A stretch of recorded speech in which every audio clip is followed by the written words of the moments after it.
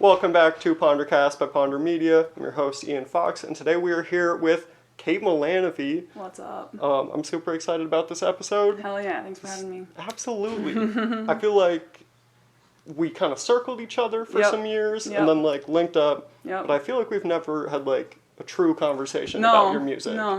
Just normal. Yeah. That's why I started a podcast. Hell yeah. So I can just fiend off my friends and be like, hey, what do you do? What's your process? What do you do? So before we super get into the deets, as far as I know, you're a part of 3 projects at the moment. That's true. Being yourself, Keep for Cheap, and Fend. Yep. Would you mind just kind of saying a couple words about each of those projects? Sure, yeah. So Keep for Cheap was I was playing music before I was in Keep for Cheap, but I wasn't really gigging or committed to it. So Keep for Cheap was kind of the first band I was in, which was really, really fucking fun. Can I swear?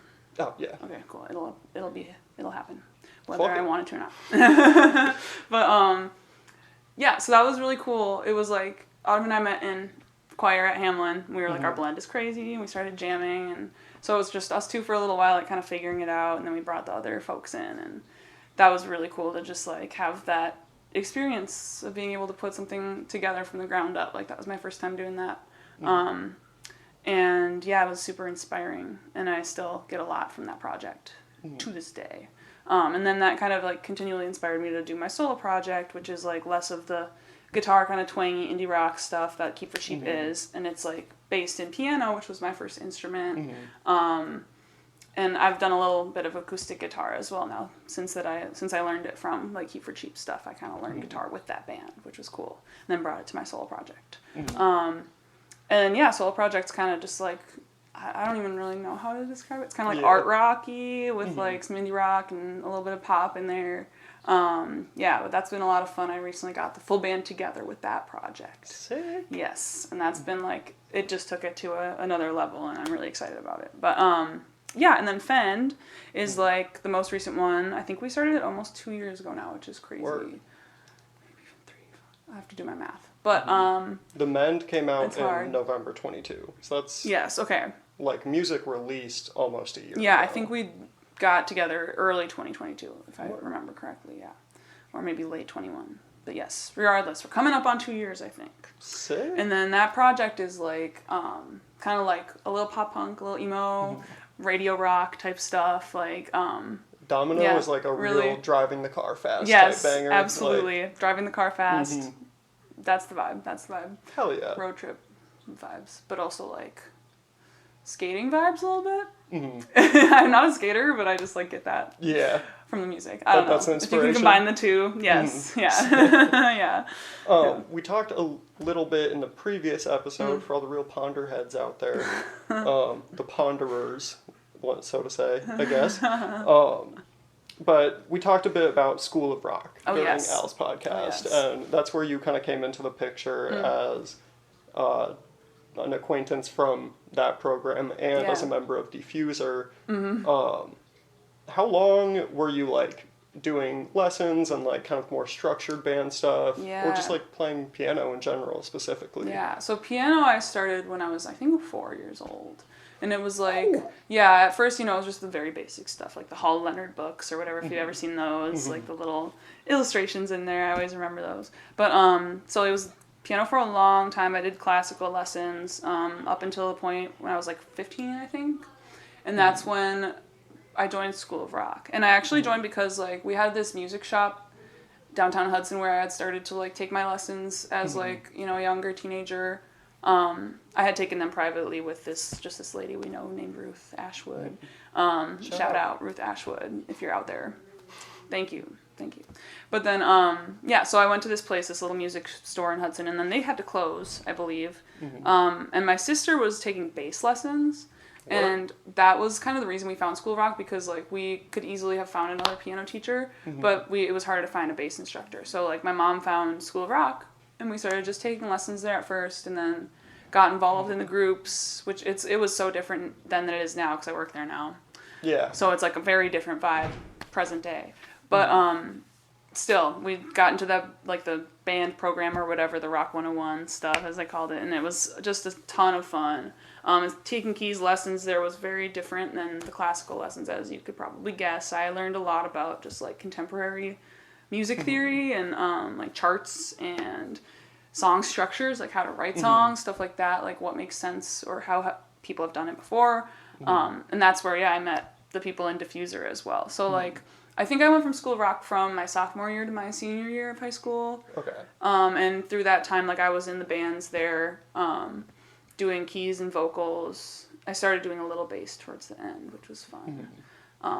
But yeah, so that was, like, I think it was about 3 years of that, like, kind of structured stuff, which was, you know, super formative. Taught me a lot. I don't think I would have, like, realized I could do that with music if it hadn't been for that experience, which is really cool, and I'm super grateful for it. And I met a bunch of awesome people like Al and other friends I'll still see from time to time. Emily's in the scene. I see Emily all the time.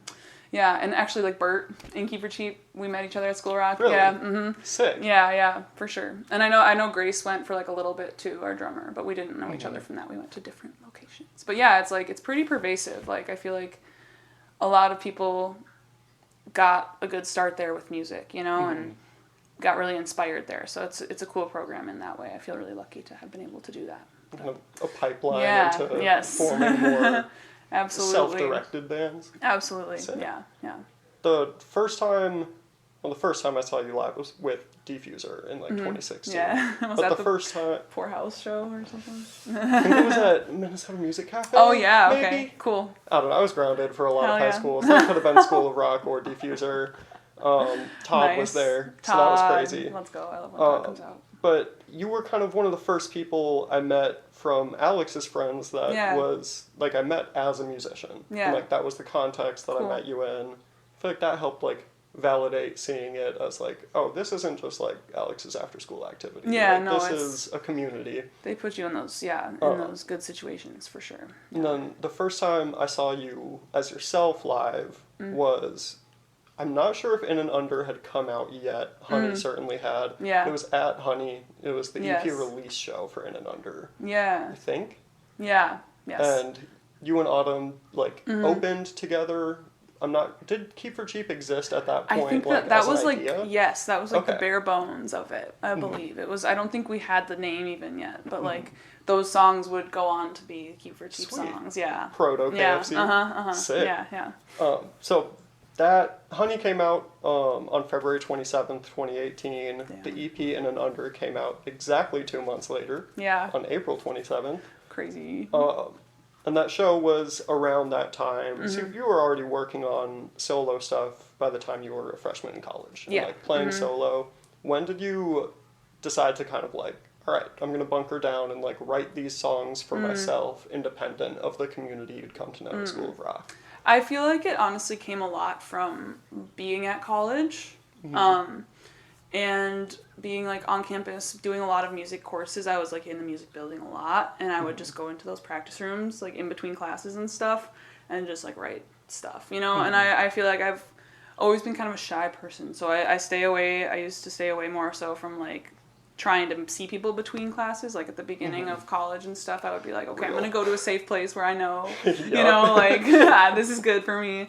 So I spent a lot of time doing that, and, like, you know, moving away from home, you learn a lot about yourself, too. So in that time, I was kind of, like, processing a lot of stuff, just, like, getting familiar with my own feelings and everything. I'm kind of getting off track with the question. That's totally fine. But, yeah. That's what so, this like, is all about. Yeah, so I guess Flip it wasn't around, too. necessarily, like, a conscious decision to, like, get into that. It was just kind of something that developed out of the time I was in my life and, like, the area, the place I went and the things I chose to do at Hamlin. Yeah. Sick. Yeah, so they very much developed, like, together. Yeah. And, like, I guess, yeah, like I said earlier, like, Keep for Cheap really inspired me to know that, like, I could form that group and, like, go out and do shows and stuff like that. And, yeah. Collaborate outside of, like, all right, here are your bandmates, here's your set list. Yeah, for sure. Sick. Kind of taking a pause in the discography dive, because you mentioned Hudson, like, twice. Yeah. and we have very different perspectives. Yes. I'm an outsider to Hudson who's like, oh, the romantic country town that I love so much. Yeah. You grew up there. Right. For those who are uninitiated in the geopolitics of western Wisconsin, Hudson is more or less a burb of the Twin Cities. Being from somewhere that is a highway away, but still separated to some extent, and coming into the cities as a teenager for School of Rock and all that, and then moving in, what was the kind of experience like, and like how did you see the cities prior to living here and in that first bit of time at Hamlin? That's a really good question. I love that. It was definitely like, I thought it was super cool, and I still love it. I still love living in the city. I would come over here a lot, like, not like a lot, but my mom would bring me over here. She would go, we would go like to the museums and stuff like that, the Midtown Global Market, and like all the sites to see. Like when we were younger, she made sure we came over here a lot and saw what it was about. But as I did School of Rock and started to get familiar with all these venues, like that was kind of like my view of it, was like the place to go to like do the music stuff. And like I had a bunch of positive associations of like being in the city, going into the venues, and like, I don't know, just having that adventure, you know what I mean? So like, yeah, coming over here, it's definitely been still like that pretty much the whole time. Like every time I'm going out to a show, I love to like look at the skyline and be like, I'm in the city, you know? Like it's very much still exciting to me to be here. And a lot of that is because of the music stuff and the people that I've met, of course. So yeah. Sick. Yeah. How did that kind of shift once you became a resident? And specifically living in St. Paul as opposed to Minneapolis? So St. Paul, it was like, where I was living in college, it like was pretty residential because we went to Hamlin. Yeah. It was Midway. I was in a dorm, and then I rented a house with some friends. Yeah, we lived together for a while. Yep. And then, so that house was like, I don't know, in the area that it was in, it was a lot of very like cute little sidewalks, cute little houses, stuff like that. So it was almost similar to Hudson in that way, like, and especially just like the classic like grid layout of the blocks and like having some shops close and stuff like that. Like that was very much kind of nostalgic for me almost. Like I felt still connected a little bit. And it was like an old house, like my house in Hudson is old and stuff like that too. You're still commuting to Minneapolis a little bit. Yep, so it's exactly. Like, you're not quite distance. in like or like downtown St. Paul, like you're not in it. So that was like nice. I really enjoyed that. And now we're in uptown Minneapolis, which is very different. I still really love our place, and I love being able to walk to places, but like the traffic, I like get super overwhelmed when I'm driving. So I've noticed that it's just like it's dense. Driving down Hennepin every single night home from work, I'm like, this is a little bit like draining. Yeah. And it's not that big of a problem to have, but it's just like, you know what I mean? Uptown's like, sweet on foot. Yep, exactly. Like, when you're visiting, like it's a lot of fun, but like that's the thing about living here is like I like it a little less busy, just a little less busy, I think. And but it's been a lot of fun. A pretty dense population center for Minneapolis. Absolutely. Is there anything over here that you've come to like really love in the time that you've lived in this neighborhood? We live right on Bede-Makaska, or not right on it, but like a couple blocks down. And that's been amazing. I love to just walk to the lake. You know, it's so nice. And we got like, there's like a Dunn Brothers over there. There's a couple other coffee shops. Coming from the bookstore, the Penzies Spices right over there. I walked up Penzies Spices. Y'all do not know about Sunny Paris seasoning from Penzies. You know about Sunny Paris? I haven't been on that yet either. Ooh. How do you spell it? Just like Sunny like the sun. Yeah. Paris like the city. Okay, Paris. But it's very good. It's great on eggs. Good to know. Good to know. But big sidetrack. Yeah, it's definitely been a lot of like, it's been good vibes over here. But I'm looking, and we don't have like a yard or anything like that. Building, that's important to me, my outdoor space. So. Yeah. That would be nice to have. So we're thinking about going back to St. Paul and getting some more of that vibe. But it's kind of the move. Yeah. It's kind of the move. Been in Northeast for like 2 years, and I'm like, yeah. I miss Ginkgo. I miss Ginkgo, man. I spent too much time at Ginkgo during COVID. God.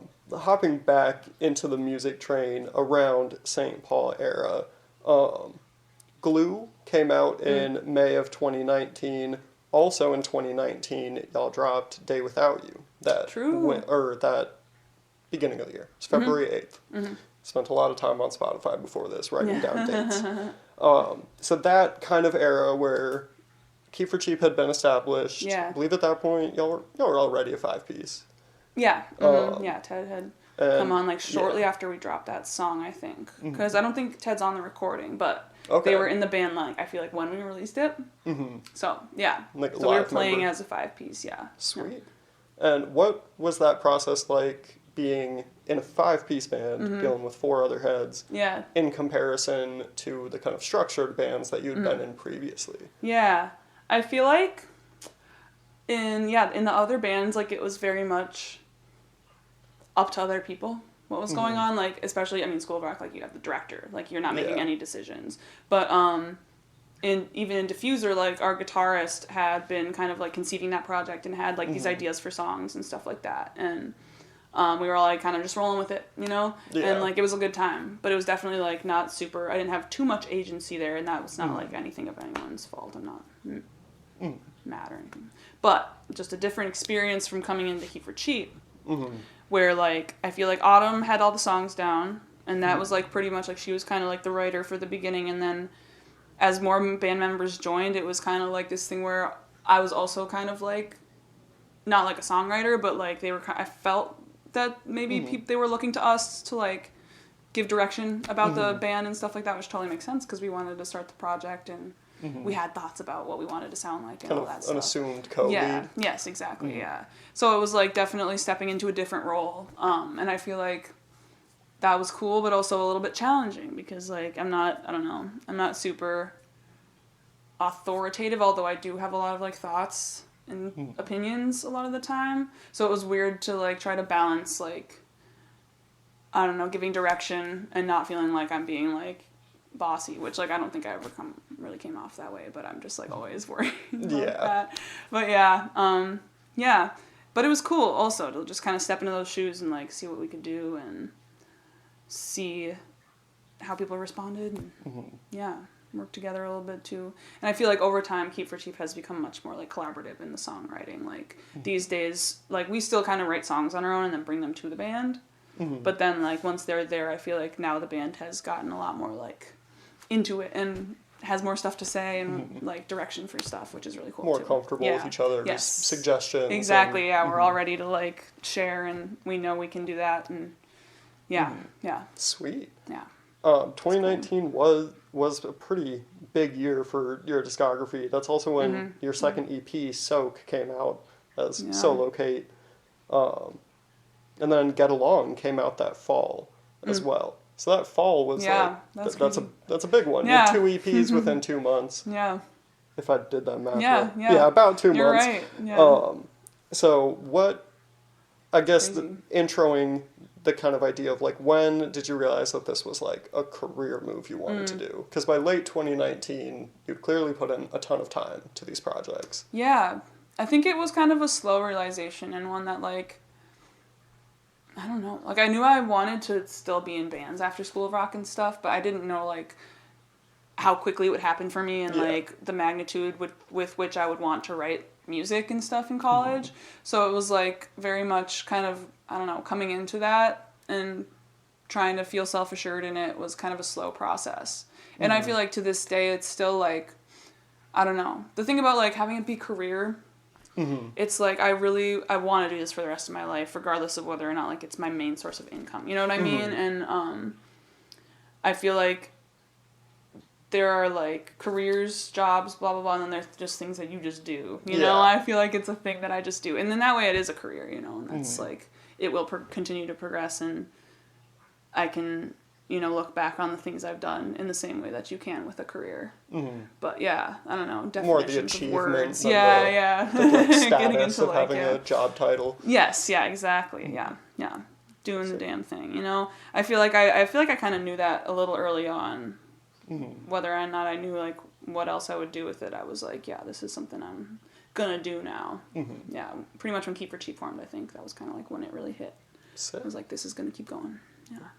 It's really just, it's cool to think about how much I did in that year. I feel like at the time I wasn't really realizing that was, like, cool, you know? Like, I was just kind of doing it. I was like, okay, I want to make music. I have to make music and put it out. But, like, yeah, looking back, I'm like, damn. Yeah. Hell yeah. Just being able to see that productivity in hindsight as for sure. productivity. Yes, absolutely. Shit. Yeah, cool. Moving forward a little bit, y'all dropped my personal favorite Keep for Cheap song, Forgive Me, in November 2020. Hell yeah. That's really like I don't want to say there's a gap in your discography at all, because you've been putting things out for a long time, but for a lot of people 2020 was kind of a dead zone. Yeah. How would you say that period, coming out of a fall and winter where a lot had come out and y'all were busy, moving into COVID, how do you think that affected your artistry? Well, yeah. So obviously, like, we had to stop playing shows, which allowed us to really kind of home back in, you know? And at that point, we were working on our record, too. So we were, like, really able to kind of slow down and, like, think about what we wanted to have going on, like, how we wanted to do the release and everything. And we were able to really, like, practice and tighten up with those songs. And that was really cool. I think that was, like, maybe the biggest positive thing that came from that situation in my life, which was, you know, we're lucky to have that going on. But, yeah, I feel like shows too, like before COVID, up until when, you know, we got shut down, we were getting very, very consistently almost too much. You know, we were playing so many basements, like 2 or 3 a month, which like doesn't seem like a lot, but it is a lot. Yeah. And like, at the time we were like, we need to do more. But then like we stopped and we were like, holy shit, like we were just going. And a lot of you were full-time students as well and working. It was crazy. It was crazy. I don't know how I had that much energy at that time, but yeah. It is what it is now. But yeah, so that was kind of cool to have that realization, like we don't need to spread ourselves so thin. Like when we're able to play again, we're going to be more selective and like, or just like careful, you know, not overbook ourselves too much and make sure we're having time to really work on the music too and not just like playing the same songs over and over again because we have to, because we're just doing shows, you know, like we weren't even like practicing a little bit for a while before COVID. We were just gigging a lot. It was crazy. But yeah, for sure we got some time to really think about what we were doing, and that was cool. Do you think that helped like change the direction that the band was going in at all? I think it did a little bit. I think we got to be more like, that's kind of when I feel like we all started to be more I don't know. We were all contributing before, obviously, but with the writing stuff, that's when we all kind of were able to say more and like work together more on it, because we were spending more time just in practice together and so that was not really having cool. The pressure of shows to be like, all right, if we're going to play this song a little differently, we have to play it tonight at this show. Yep, like, for sure. Having that freedom. Absolutely. And so in that way, I think we hear a little bit more of everyone's individual influences and musicianship and stuff like that, and that's really cool. And I feel like our sound kind of stayed consistent. We definitely got like our record from Forgive Me to Losing and then to like our album is a very different sound. Yes. But that has a lot to do with Con, the producer we worked with, and like kind of what we were thinking at the time for the record as well. And that was really cool. I love to like hear the music in a different light like that. And something maybe we would not have come up with on our own, which is really, really cool, and it sounds awesome. But yeah. So that was a big shift for sure, like putting that album together and in the studio, then like seeing how we could make it all fit. So that was cool. Talking about the album in 2020, we're talking about Bundle? Yeah, because we had started like conceiving those songs at that time, and So that didn't come out until June 10th, 2022. So this album had been cooking for some time, and like, in my opinion, it shows. That's like a super dense and deep album, and like cool. Thank you. That's cool. Check out my top Forgive Me, if I'm being real. Damn, check out is that's nuts. Sick. I love it. Like I love it. Thank you. That's maybe my favorite. That song makes me happy to sing. Kate adjacent song. That shit is nuts. But what was kind of the process of like realizing, or I guess solidifying the idea that like our next thing is an album, and what motivated you to do something full length and like really get out there with a nearly hour-long project? Yeah. I think we had our EP, we had some singles, and we felt like after Losing there was like kind of a distinct shift in our sound from like the really country stuff to like back to like indie rock, you know? Because I feel like we had like Get Along was really twangy, but it was definitely indie. And then, like, Forgive Me and Losing are indie, but they're also, like, way more twangy, you know? Yeah. And, like, the way they were produced was super, like, loose and roomy and stuff like that. But then, like, with the record, we wanted it to kind of tighten up a little bit. there's a huge gap between like Segway and the time sonically. For sure. Mm-hmm. And that's kind of something we were doing too, is like branching out just a little bit, like in the genre that we were working with or whatever. We definitely got kind of more into the rock and roll, like in our live performance of that record. You'll see like it's pretty loud. It doesn't really sound like the record itself on vinyl or anything like that. Y'all were ripping at the bundle release show. That was so fun. That was one of my favorite shows. What was it? The bundle release show at Cedar? Yes. Okay, yeah. Y'all were that going was crazy. I don't know if I've ever seen Ted so animated. So fun. That was so fun. I know. Ridiculous those guys were, they were having fun too. That was awesome.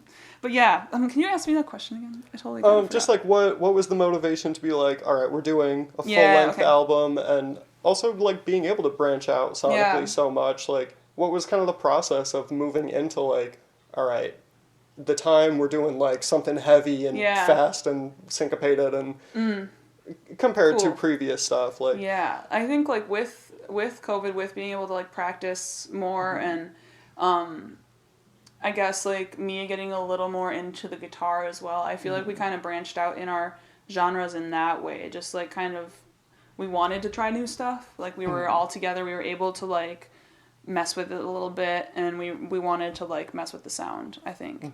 And I think we had all these songs that were kind of like different, but we still wanted to put them together as a record, just because I think we kind of felt like that was the natural next step, like in terms of the way we'd been releasing music in the past few years. Like we had EPs, we had singles, but we didn't have a record yet, so we really wanted to have an album out. But yeah, I think a lot of the songs that were on that album like kind of naturally flow together. There are a couple outliers, like The Time you said, and then we have like Beside, which is like a quieter one. I feel like Fish Piss is like kind of different too. Fish Piss is dope. Yeah. Fish Piss is sick. Yeah, I fucking love that song. But I feel like it was kind of just something where we were like, all right, let's just try some shit. Like we have all these songs, let's see what we can do with them. Let's see how we can make them different but still tie them together. That's part of the album name Bundle, because they're all very individual, but they kind of fit. Also, the cover art is crazy. Because is there one panel for each song? Is that the... I'd have to look at it again. I think that was the idea. Sick. But yeah. Tegan DeVoe, man. Sweet. They go hard with the art. And there is a second album that we have not acknowledged yet. Oh, yeah. May 4th, 2023, you released Rock, which is an insane project. What was that process like after doing an album with a 5-piece band, moving into doing one by yourself and with collaborators, but like under your own name and following up what you had done in 2018 and 2019? Yeah, I feel like I kind of, it was tough. It was tough because like with Keep for Cheap, Autumn is very on the socials, and she does a lot of the posting, and she knows a lot about that kind of thing, and is very motivated to do that as well, which I struggle with. So like I feel like that was one of the big things that was different, was like my ability to like promote it and figure out how to do that and like want to do that. Cause it's, I don't know, I don't like posting. Yeah. Feels, I don't know, but I wanted people to know about it, but it's like, yeah, it's tough. It's a tough line to walk, and I don't know. I need to like free myself a little bit in that way, I feel like. But that was one of the big differences, I feel like, cause like doing that stuff kind of alone and like knowing what I wanted, but not necessarily being able to like do it myself was tough. So like I feel like, I don't know, with the next record I do, it's gonna be a different release process. I might not. We'll see what happens. But I'm gonna try to like not just spam, you know? Because it's not super fun to do that. I feel like on the other side of it though, like I felt a lot of freedom at the same time, because it is just like my project. And I felt like I made the art, I like did all the visuals, like that was super cool to be able to do. Is that hanging up? It's right over there. Sweet. Yeah. Y'all can't see, but I'll put the album cover on screen. Hell yeah.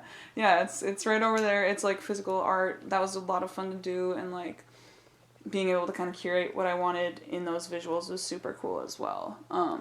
Working with Zoe for the photography was super fun, and they did a great job like kind of bringing out what I wanted those to look like, and yeah, that was a lot of fun. I definitely love the visual packaging aspect of it, and I want to do that again very much. But yeah, it was tricky. It was weird, and I also just feel like when you're with a band, I had my band, you know, I had my solo project band, but at that time I don't think we were even gigging regularly together, so it was harder to kind of like talk to them about it, like lean on them a little bit, you know, emotionally about it. Yeah. But with Keep for Cheap, like we definitely had that, you know. So it was a weird thing to navigate in terms of just like, yeah, who was really like on the team for it, quote unquote. Yeah. At that time, because like at that time we hadn't really started gigging regularly like as a band, so it was kind of I don't know. It was a tricky process, but I also had a lot of fun with it. Yeah. What things would you want to like do the same and do again or do differently going into a second album after having this experience of like, all right, I've done one on my own, I've done one with a band. Yeah. Like what things have you kind of noticed or maybe that you didn't see coming about the album process? I feel like I need to plan ahead more with the posting. Real as hell. I need to do that. And that's the other thing. It's like when it's just for me, like I have a hard time motivating to do that, you know? Yeah. And I feel like with the band being in on it now and like giving me more of their time, and like care and stuff, like I feel like I'll have more motivation to be like getting it, you know, the pressure of there. Obligation. Yes. Yeah. And like I want their time to have been worth it as well. You know what I mean? And like, not to say that it's not worth it if I don't get 1 million streams or whatever, because it is still worth it to do. But you know what I mean? Yeah, I want to like respect that and make sure people know about that as well. And I also want to like, I don't know, I feel like I love the surprise drop. Yeah. I like that vibe. Yep. I'm thinking about that, you know, a lot. Just being more minimal with it. Being more like, I don't know, dropping physicals places and stuff like that, like a little more cryptic with it all would be cool.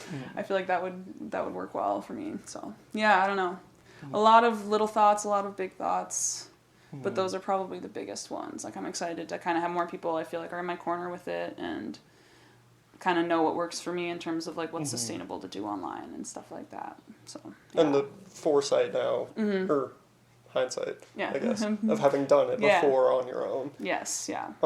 There was 5 singles from Rock. Yeah. What was the kind of and did I believe Bundlehead 3?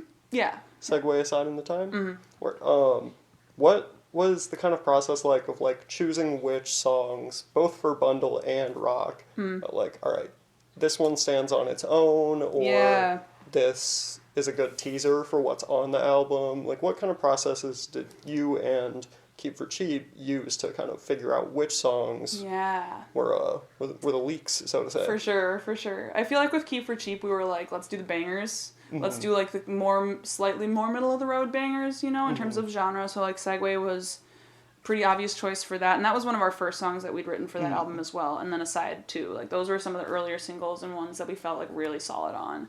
And they had come together like before we put the album together, like we knew what we were doing with them, and we knew they were like widely accessible, you know what I mean? And then The Time was like it's still pretty accessible, but it's just a little more out there, so we were like, it's a little bit of a hint, like there's more than just that stuff going on, you know what I mean? It's a fun song. It's really fun. Like, it's fun to play. It's fun to perform, But yeah, so that was kind of our thinking there, was like give them like the heart of it and then like a little bit of the extra stuff too, you know what I mean?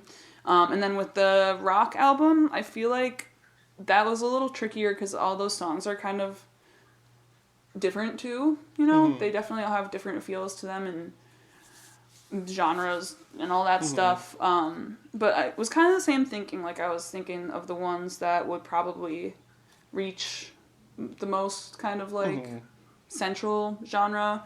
The ones that were like a little more attention grabbing. But still not like too weird, you know, to put out as a single. Something that kind of is like a little safe. I don't know. It's tricky. It's tricky because I'm thinking back. I did Tomorrow.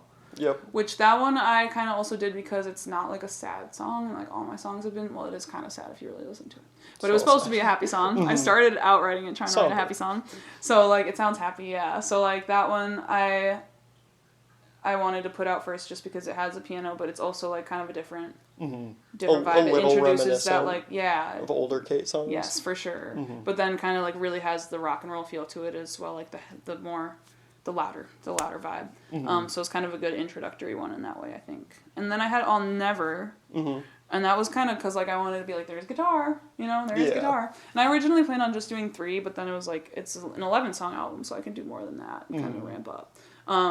So then after All Never, I did Back to You, which again was kind of like middle of the road, but still showed like a little bit of that experimentation that's going on the record, in terms of like how loud it gets and like the sounds we were using in there and everything. And I feel like that one is like a good like pop song. You know what I mean? Yeah. And then it comes to that end and it gets a little more intense and it's like, okay, so there's more to this than like, you know. Yeah. And then, the other two, Steven and Keep It Down, those were not originally going to be released early. Word. I just kind of like decided to. I was like, all right, cool. Album's coming out. Yeah, it's coming out. Keep it going a little bit. Because it was going to be a while from Back to You until the record, too. So I was like, okay, I got to fill this space somehow. So those were kind of like surprise. A little bit, just like, here's another one if you want. Yeah. And those two, I really wanted to include Steven because I just like the writing of it a lot. I'm pretty proud of that one as like a conceptual song. And I also feel like it has its own vibe. It's very indie rock on that one, and that's kind of fun. And I wanted people to hear that side of the album as well, not just like the kind of piano-y and then Namesake stuff. Steven. I called this song Steven and the Cat in Al's episode, and I would just like to correct myself. That is not the name of the song. Steven and the Cat. Steven is a cat. Steven is a cat. Did you specifically catch him eating a mouse one time? Yeah. Is that, okay. Yeah. I believe it could have, I feel like it could have been that Mondo like called me and was like, he has a mouse. But then, you know, you go into it and you see and you're like, oh shit. You know? I don't remember exactly how it came about, but I do remember that situation. He had a mouse. It was in the bathroom. Yep. He wouldn't kill it. We were like, just kill it. Doesn't know what to do. He doesn't know what to do. He doesn't get it. Or like he doesn't want to, you know? And it's like, yeah. And then I had this whole existential crisis and I'm like, why am I stepping in here at all? Like, where are we? You know? Yeah, so that is this a murder scene? Right, yeah. Or is it like just nature, dude? Like, I don't know. It's crazy. That is maybe my personal favorite song on rock. Not only because it's a great song, but just because I know that cat. That's a little guy. That's our little monster, Steven. Our roommate's cat further in the past, and I used to scrap with that cat. Oh, yeah. I put on my leather gloves. He's a scrapper. We go to town. The leather gloves. Oh my god, I forgot. And like he could never really take me down, so hearing about him kind of struggling once he finally did like corner an animal. Yep. It's like, no, you never had it in you. Right. You're not so bad, dude. Yeah. You're not such a badass. After all. On the topic of single songs, you mentioned Check Out was a fun one to play. Across Keep for Cheap, Fend, and Kate solo, is there like any specific songs that you just like hold very near and dear, either for the writing or playing them live, or like just something attached to them in the process of creating it? I mean, every single song, but I'm trying to think of like the ones that kind of stand out. Steven is a really fun one to perform and to sing. It brings me back to like that time, you know. Yeah. It's really, really nostalgic and it's very cathartic to sing. And I like, I don't know, the vibe of it, the dancey vibe. I also really like to play Chalk live. Chalk is super fun to play live because it's heavy. Yeah. It's very fun. Let me think. Keep for Cheap. I really love, like, Aside is really fun. It's just a bop. Yeah. It's always fun to perform that one. And Fish Piss is super fun, too. I think those are two of my faves. Also The Time. That one's just, like, because we get to go fast. And go crazy play a loud, little bit. Go fast, yeah. And then for Fend, I feel like Soft Light has been one of my favorites to perform. I love all the Fend lyrics, but that one especially, I really love the lyrics, too. And then there's like a new one that we haven't recorded or anything yet. It's called Let It Eat. That like really hits home. The new Fend songs are super fucking fun. Yeah. Yeah. The EP is killer. As was The Mend. Like The Mend is an incredible 4 songs. Specifically on Team Up, the I Don't Want to Fix You part. That's crazy. I think that might be one of like the most insane pieces of recorded Kate.malanaphy media, that's cool. in my opinion. That's so cool. I mean, it's a great EP. It's a great song on its own, but that portion of the song, like, that I love that. Really does it Shout for out me. Josie. That like solidified. That's track 3. I think so. I have to look. Hearing that and then it going into Domino and just ending like so strong. Y'all bodied. Hell yeah! Thank you. That shit eats. Thank you. I'll pass that along. That project's been a ton of fun. You've had a busy year. Yeah. To say the least. Keep for Cheap was on tour this summer, correct? In March. I believe. Okay. Yep. How long were y'all gone, and what's touring been like in general for you? It's been fun. We haven't been on any sort of super long tour. I think our longest has been like a week and a half, and in March that's kind of what we did. Yeah, I'd have to check. I think it was 8 shows. Word. If I remember correctly. I have such a bad memory for that stuff. But yeah, it's been a lot of fun. I feel like we did our first tour with Pictoria of Arc, and that was awesome because it was great to have like, you know, someone to go with who like knew what was going on and is a great musician and fun to play with and stuff and hang out with. So we kind of got shown the ropes a little bit in that way, and then like we did our next tour independently, and then like we also have had some weekenders where we've just gone for like a couple days and come back. So those aren't really like tours, but it's hitting the road, and we've had a lot of fun. I mean, like, we've kind of got it figured out. We've figured out that we like to rent a vehicle because none of our vehicles are good enough. And we never break even, but like it's worth it for the comfort on the road, the gear space, and like if you're in a minivan, no one thinks you're a band. So it's like kind of nice. We don't really worry about like people knowing we're in a band trying to get the gear and stuff like that. We haven't seemed to have any issues with that yet. Unfortunately, something you have to think about. Yeah. Our one tour, oh my god, in March, we like got stuck in North Dakota. That was probably our worst mishap on tour. Oh boy. We tried to, so they closed the highways. Word. We like didn't know they did that out there. Was it a storm? It wasn't even snowing. They just like, it's flat there, you know, so like the snow just blows across the road. It just goes over the road. And so like we didn't understand that at all. Yeah. So we were trying to just go through, and like we got a little ways through, and then we stopped for gas. No, actually no. We stayed the night. There. And we woke up the next morning, and the lady was like, you know, that closed the highways, right? And we were like, okay, we gotta go, though. So, like, we tried to go, and then we couldn't get on the highway, naturally. So we tried to take, like, a country road, and then there was, like, this big truck we saw. We pulled up, like, over this hill, and it was just, like, covered in snow. Road covered in snow. Like, over the other side, you could just see. And, like, we had already, like, plowed through some of it, but by the time we realized what was going on, and gotten ourselves stuck. We tried to, like, turn around, and then, like, the wheels of the van went off the side of the road. So, like, we had to, like, try to push. It took us so long. Luckily, there was, like, the dude in the big truck. He had, like, a shovel. Word, okay. So there was a FedEx truck, and then there was a pickup truck. And there was a dude in a pickup truck helping the guy in the FedEx truck. We borrowed his shovel. We, like, took turns digging ourselves out. Because we didn't bring, like, winter clothes, anything. We didn't think. Yeah. I'm just going off with this story. But, Pop off. Yeah, it was an ordeal. We took turns, like, getting out, digging. And then once we felt we were dug out, we, like, Autumn was in the driver's seat, and we all fucking, like, just pushed. We were like, we have to do it now, guys. So we just pushed it out. It was crazy. It was the strongest I ever felt in my life. Hell yeah. But also Bert and Ted were there, so I'm like, nah, I probably didn't do that much. Team effort. But the team effort, right? I feel like I was kind of like calling the shots for a while there too. I went into crisis mode. I was like, okay, do this. But that's where the band leader like, comes oh my into God. play. It's like, all right, now I'm giving We're my in input. An emergency situation. What are we gonna do? But yeah, no, that was crazy. So like, we're never gonna go that way again. We learned that lesson the hard way in March or any winter month. But yeah, that's probably like the worst. That was probably. I mean, yeah, we were obviously like stressed for the rest of the tour then too a little bit. So that was probably our least good run. But we still had a lot of fun on it. Yeah.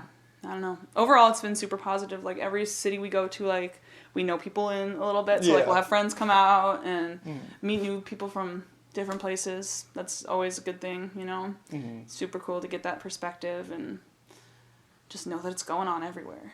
You know, it's super cool. It's super cool. On tour, is there any places that you, like, specifically were really into or, like, surprised by how much you liked or, like, the response from people in the city? Yeah, for sure. So when we got stuck, the place we were going to, we made it, by the way, last minute. We're going to Bozeman, Montana. Word. And we played with this band, Cosmic Sands, who, like, I think they have a pretty good following there, and, like, we're super rowdy, and, like, the energy was really high. And that was super fun because, like, we got there, they were, like, setting up the room. We were, like, energized because we were like, we fucking made it, you know? So, like, that was a crazy set. That was really fun. People really enjoyed it, and that was, like, a big surprise, too. Because we were, like, playing this, like, VFW. Like, we did not know what to expect at all. But it was awesome. It was awesome. And then, similarly, Denver was, like, a very DIY venue. Weren't sure what to expect, but I had some friends and family that came out. I have my older sister and her husband live in Colorado, and then I have 2 of my childhood besties that live in Denver. So like they were all at the show. That was really awesome. And then like everyone in the audience was going crazy too, and that was like super cool. That was a really fun show. And then thinking of our first tour in the summer of 22 when we released our album, we went to Brooklyn and we played at this venue called the Rubalade, which like had all these crazy decorations up.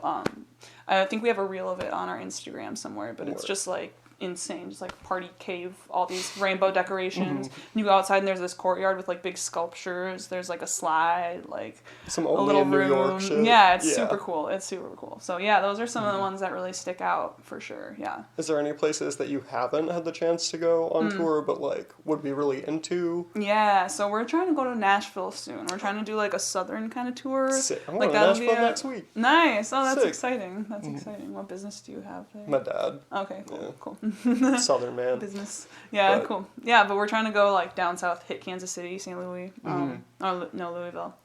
But yeah, that'll be a lot of fun. We're looking forward to that for sure. Sick. Yeah.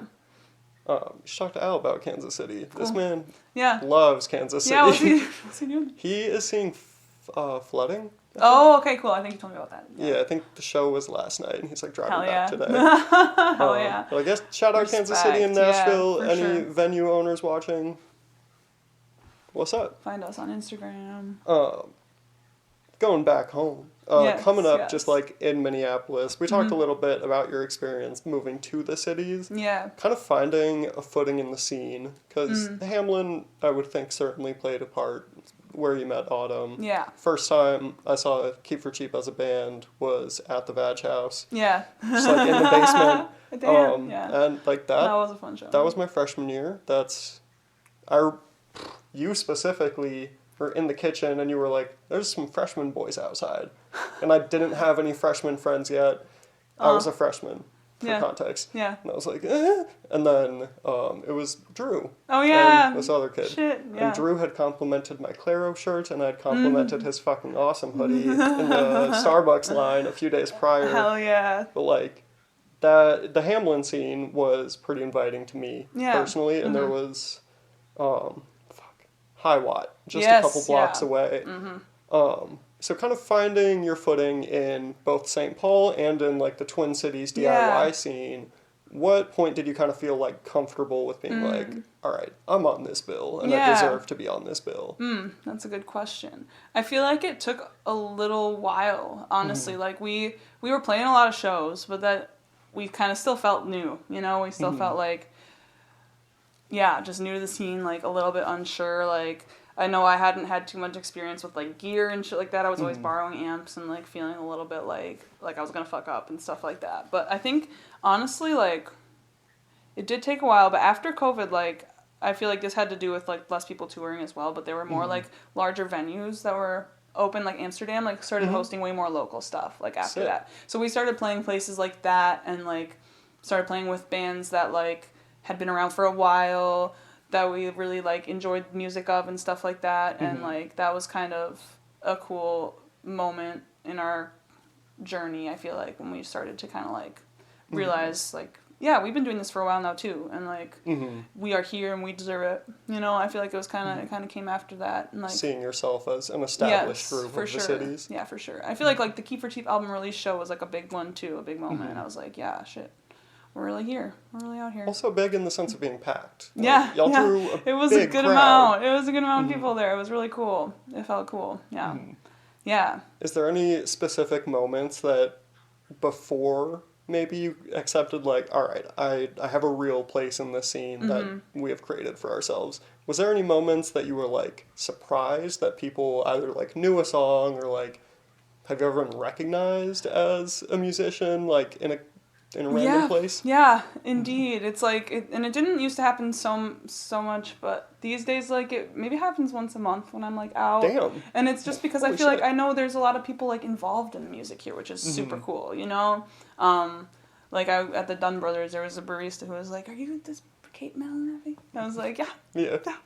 So that was cool, yeah. But, like, even, like, at Hamlin, like, people would be like, I love your band, you know? Like, that was really cool. And I feel like Day Without You, like the reception. I forgot what that word was for a second. The reception on that, like, online was really crazy, too. Like, the amount of streams that shit started getting, I was like, oh my god. Yeah. Like, that was wild. That was really cool. Yeah, there have definitely been moments when I'm like, damn, that's Y'all legit. know me? That's legit, yeah. That's, yeah. And I feel like, yeah, it didn't used to happen so much, but I feel like in Hamlin as a community, like, it was pretty recognized, which was really cool. Yeah. Shout out to Hamlin just a little bit. Just a little bit. Just like the people who went there with me, you know? Yeah. Like, yeah, my friends. Yeah. Shout out to people I like at Not Hamlin. necessarily the institution. Not much else. Yeah. No hate. Hey, we got our degrees. We're out of there. But back to venues, is there any venues that either as a fan of music, one could say a music listener, or as an artist playing at the venue, is there any ones that you like hold near and dear for any reason, or you think like treat their artists specifically well, or like a good place for fans to go? I really loved Amsterdam. I think the sound there is awesome, and the staff are awesome. Great food. I got dropped on my head there. Oh, really? That was No. 2017. I saw Knuckle Puck, and they God. dropped me off the crowd. Oh, God. Anyways. Oh, no. I'm sorry that you have that bad memory. It's fine. I don't remember it. Space. Yeah. But I love 7th Street, too. It's very, very cool. I feel like we got to play there with School of Rock when I was in it, like one of my final shows there. So like that was my first time playing there, and I was like, oh my god, this is so cool. That was like the first like kind of smaller, like a little bit dingy venue that I had been in. And it was like really cool. Felt really cool. And then like started playing there with Keep for Cheap like a couple years. I think we got our first show there like 2 years after we were a band. So that felt kind of like a rite of passage, you know? And then same thing with the Kate.malanaphy project when we first played there. That was definitely a cool moment. Yeah, I love that space, and I always love the First Ave staff. They're always super nice. Shout out, union recognized. Let's go. For real. But yeah, I think those are the, like 2 that come to mind. I'm trying to think of what else. I've loved playing at house shows. We played at. Did you ever go to Alligators? Yes. Yeah, they had all those TVs. Yep, that was so sick. That was crazy. That was so sick. I don't know if I've ever seen a house venue that had so much like dedication to the presentation. No. It was incredible. Really? It was so fun. Are they still active? I don't think so. Sad. Which is, too bad. But they had a good run. That was awesome. Yeah, they did a good job. And then I also do enjoy the Green Room as a new venue. I feel like, I mean, I might be biased because it's so close to my house. But every show we've played there has been pretty fun. And I like the space of it a lot, you know? It feels like a very legit space to be in, which is cool. But yeah. Yeah. Yeah. I think that's all I got. Is there anything, kind of moving into the end, we'll do a couple more minutes, is there anything you want to talk about as far as future things coming? I know some things are under lock and key still. Y'all being Keep for Cheap. Yes. Dropped Lake House. Yeah. Now, not last month anymore. It is November now. Damn. But on September 21st. Yeah. Being specific. Lake House is out with a super sweet music video. That's huge. So good. Yeah. But any like upcoming shows or releases that you want to plug? Well, I mean, not really any upcoming releases super close. Stuff is in the works for sure. Keep for Cheap and Fen both have like a lot of new songs they're trying to get recorded, so that's exciting. No solidified dates on anything yet. But it's coming. And then Keep for Cheap, we might tour again in the spring. In fact, we're planning on it at this point. We haven't locked anything in, but that's the plan. And then solo project, I'm like taking some time writing new songs. I don't know when I'll record with that project again, but hopefully soon. But yeah, for now it's kind of just like we're polishing stuff up with Keep for Cheap and Fen, getting ready to move on to the next. Yeah, so nothing super soon, but stay tuned. Yeah. Sweet. Is there any kind of final closing statements that you want people to know about either your projects or you personally, or just like being a musician and doing it on your own and building a band? Yeah, I feel like I want to say that I'm extremely grateful for everything that I've gotten to do and all the people that I've met who have inspired me. Just like in our city, it's insane to know that like this level of creation is going on just like around us. It's so freaking cool, and I wish I could like make stuff with everybody, you know? Like I wish I had the capacity and everyone had the capacity that we could all like work together eventually, because that'd be so cool. But you know, just know that I want to do that. If you're listening, that would be so cool. If you have free time, I love to collaborate on any scale. I feel like recently I've gotten really more like wanting to do that, like make stuff with new people. And, kind of like one-off stuff? Yes, yeah. Sweet. That would be super fun. But yeah, really grateful, like in awe that I'm part of this scene, honestly. And in terms of like making stuff, I feel like if you are watching this and you want to make stuff, then you should just make it, and you don't have to share it. But it is so important for us to be like creating things as people and following that calling that you have inside, even if you don't think it's like worth it, because whatever is worth it is just because people want you to make money off it. So like that's bullshit. That's bullshit. Like just make stuff. I promise it will make you happy. If you try not to let external views like bog you down, you know what I mean? Just try to get that shit out that you want to get out. Yeah, if you're able to, just do that. Sick. Yeah. Do you want to plug socials quick or any like band stuff? I'll throw link trees and all that in the description. Okay, cool. But... So my solo project is on social media, on Instagram as kate.malanaphy. Spotify, just Kate Malanaphy.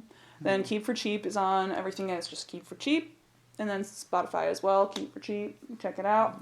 Fend is on Instagram and Twitter as Fend the Band. No spaces or anything, no punctuation, Fend the Band. And then Spotify as well, we're just Fend, F-E-N-D.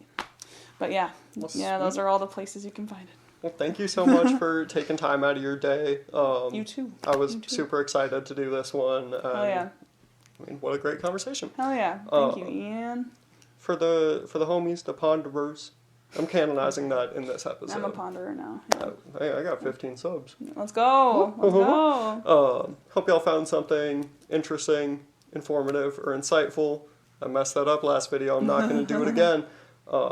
Please like and subscribe, turn on post notifications, and we'll have new episodes weekly on Fridays. So, woo. Right. Bye. You are watching Ponder Media.